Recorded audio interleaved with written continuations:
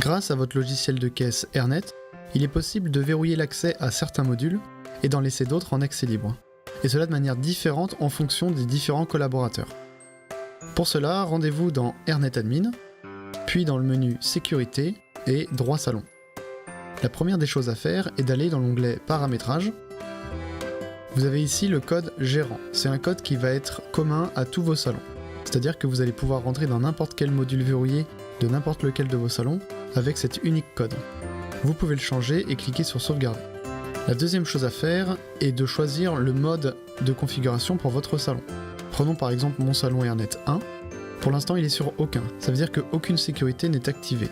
Tout est en accès libre. Vous avez également le mode salon qui vous permet lui de configurer la sécurité de votre salon à partir du logiciel de caisse dans le menu Management, onglet Salon, bouton Droit d'accès. Ce module est limité dans le sens où vous ne pouvez pas attribuer un code différent par collaborateur.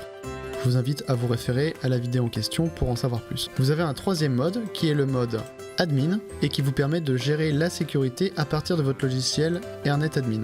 N'oubliez pas de faire sauvegarder pour que les modifications soient prises en compte. Une fois que ceci a été fait, vous pouvez vous rendre dans l'onglet Action du salon.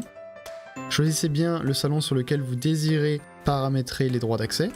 Ici je suis sur mon salon Airnet 1 et vous avez ici la liste de tous les modules qui sont verrouillables. Vous pouvez les filtrer par module, par exemple la caisse, les clients, la facturation, le personnel, etc. Dans notre exemple, imaginons que je veuille interdire l'export du fichier client. À ce moment-là, je vais sur Client, je vais dans Exporter la liste des clients et je peux passer le curseur sur Verrouiller. En le mettant sur Verrouiller, seules les personnes qui sont autorisées à y accéder vont pouvoir rentrer leur code et accéder à ces fonctionnalités. Si vous désirez complètement désactiver cette fonctionnalité, vous pouvez également en passant le curseur sur Désactiver. Je vais le laisser sur Verrouiller et faire Sauvegarder. Vous pouvez effectuer des recherches très simplement en allant dans le menu Chrome et en faisant Rechercher. À partir de là, vous pouvez taper le mot qui vous convient, par exemple client, et vous pouvez voir que le mot est surligné en jaune partout où il est affiché à l'écran. Ça peut vous permettre, dans certains cas, de retrouver plus rapidement un curseur. La deuxième des choses à faire est d'aller dans Droits du personnel. Vérifiez toujours que vous êtes sur le bon salon.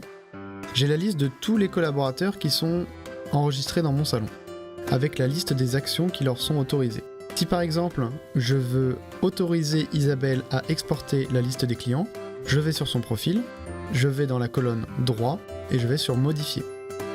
Ici vous retrouvez la liste de tous les modules, sauf que cette fois les curseurs sont uniquement oui ou non, c'est-à-dire est-ce que cette collaboratrice a le droit, avec son code, d'accéder à un module s'il est verrouillé. Si c'est sur non, le module n'étant pas verrouillé, elle pourrait y accéder quand même. Si c'est sur oui, elle peut quand même y accéder puisqu'il n'est pas verrouillé. Exporter la liste des clients, le module est verrouillé, je le sais. Est-ce qu'elle peut y accéder avec son code? Pour l'instant c'est non, je peux le passer en oui. Faisons sauvegarder. La dernière chose à faire maintenant est d'attribuer un code personnel à chacun de vos collaborateurs. Par exemple, Isabelle, je vais dans Code personnel puis Modifier. Vous pouvez faire Générer, son code est 7375. N'oubliez pas de faire sauvegarder. On peut tester maintenant la mise en pratique en retournant dans le salon. Je vais retourner dans le menu Management, Client, Répertoire. Vous pouvez voir maintenant que j'ai un petit cadenas sur la fonction que j'ai verrouillée, c'est-à-dire l'export du fichier client. J'ai également un cadenas en haut ici qui m'indique que certains modules sont verrouillés. Donc c'est-à-dire que si je clique sur cette fonction-là et que je rentre un code au hasard, 1, 2, 3, 4, je n'y ai pas accès. Maintenant, si je rentre le code d'Isabelle, 7375, je peux exporter la liste des clients. Je peux également rentrer mon code gérant qui est 4x0. Voilà. Vous pouvez maintenant faire de même pour tous les autres collaborateurs si besoin, et vous pouvez également consulter qui a accédé à quoi dans Historique d'accès et quelles ont été les dernières modifications concernant les droits en cliquant sur Historique des modifications. Voilà, vous savez maintenant comment paramétrer les droits d'accès dans votre logiciel Airnet.